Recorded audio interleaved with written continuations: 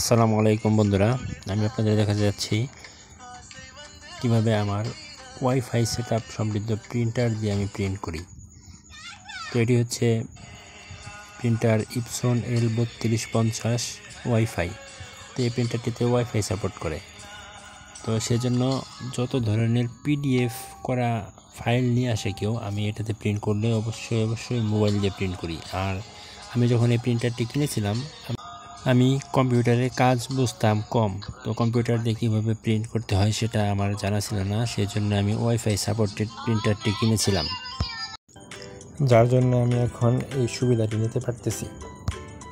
এই কাগজপত্র কিছু বিদেশে যাওয়ার জন্য সিঙ্গাপুরের MOM থেকে প্রদত্ত একজন কাস্টমার এসে বলতেছে যে কাগজগুলো বের করে দেন। তো দেখলাম যে এখানে একটা পিডিএফ আছে 16 পেজের। তো এই 16 পেজের কাগজটি আমি পিডিএফ ফাইল, যেহেতু এটি মোবাইল দিয়ে প্রিন্ট করতে পারবো, সেই জন্য আমি মোবাইল দিয়ে প্রিন্ট করা আরম্ভ করি। তো আপনারা দেখতেই পাচ্ছেন যে প্রিন্ট হচ্ছে। তো একসাথে 16 পেজ দিয়ে রাখছি, কোনো তার কানেকশন নেই, শুধু ওয়াইফাই সেটআপের মাধ্যমে প্রিন্টারের ওয়াইফাইয়ের সাথে মোবাইলের ওয়াইফাই কানেক্ট করার পর আপনি এই কাজটি করতে পারবেন। তো আমি প্রিন্টে দিয়ে রাখছি, তো এটা একে একে প্রিন্ট হবে 16 পেজই, আর কিছুই করতে হবে না। তো বন্ধুরা, এটি নিয়ে আমি অনেক উপকৃত হয়েছি। তো আপনারা যারা ভাবছেন যে আপনারাও একটি প্রিন্টার মেশিন ক্রয় করবেন, তা আমি বলবো অবশ্যই ইপসনের L3250 এই প্রিন্টারটি নেবেন। কারণ হচ্ছে এটি ওয়াইফাই সাপোর্টেড। আপনি ইচ্ছে করলে একসাথে কয়েকটি মোবাইল থেকে অথবা কয়েকটি পিসি থেকে, ল্যাপটপ থেকেও প্রিন্ট করতে পারবেন। তার সংযোগ লাগবে না, আবার তার সংযোগ দিয়েও করতে পারবেন, সমস্যা নেই।